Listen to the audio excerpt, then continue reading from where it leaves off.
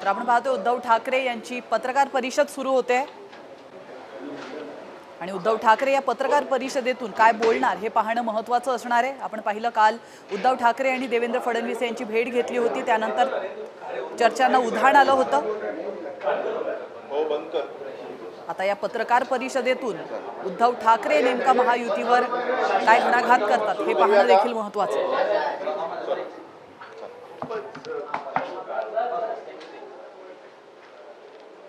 आज तुम्हाला जरा घाईघाईने बोलवलं मी, याचं कारण गेले 2.5-3 वर्ष आणि त्याही आधीपासून आपण सातत्याने पाहतो आहोत। विशेषतः भारतीय जनता पक्ष आणि त्यांचे जे उर्मट नेते महाराष्ट्रातल्या महापुरुषांचा, महाराष्ट्राच्या दैवतांचा ज्या प्रकारे अपमान करत आहे, तो अपमान आता सहनशीलतेच्या पलीकडे गेलेला आहे।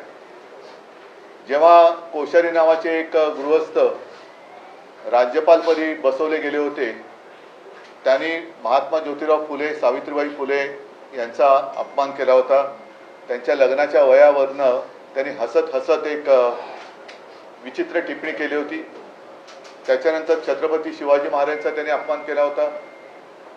आम्ही मोर्चा जरूर काढला होता, पण भारतीय जनता पक्षाने ना त्यांच्याकडून माफी मागवली किंवा ना त्यांना दूर केलं।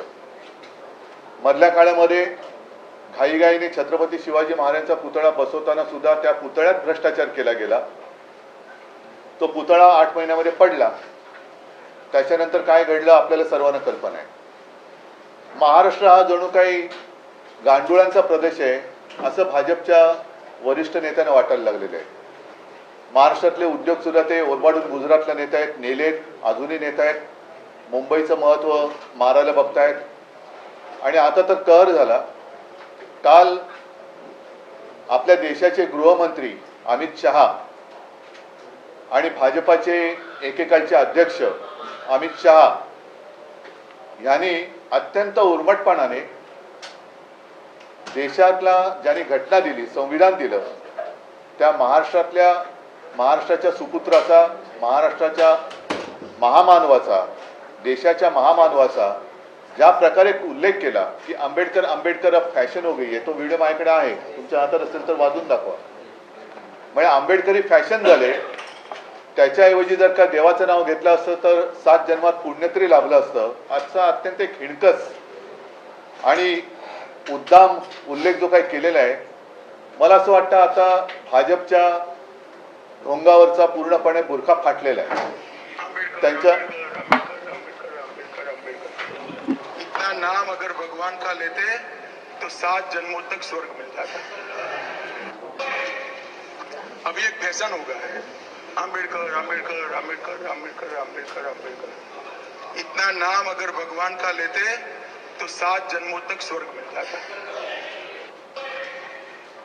हा अत्यंत उद्दामपणा आहे आणि भाजपचं ढोंग हे समोर आलेलं आहे। भाजपचा बुरखा फाटलेला आहे। यांचं हिंदुत्व म्हणजे मुंह में राम आणि बगल में छुरी असं यांचं हिंदुत्व आहे। यांना महाराष्ट्र खतम करायचं आहे।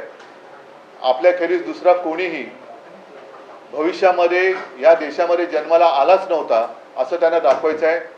नेहरू करता करता आता या आंबेडकरांवरती बोलायला लागले। एवढ्यांची हिंमत वाढलेली आहे।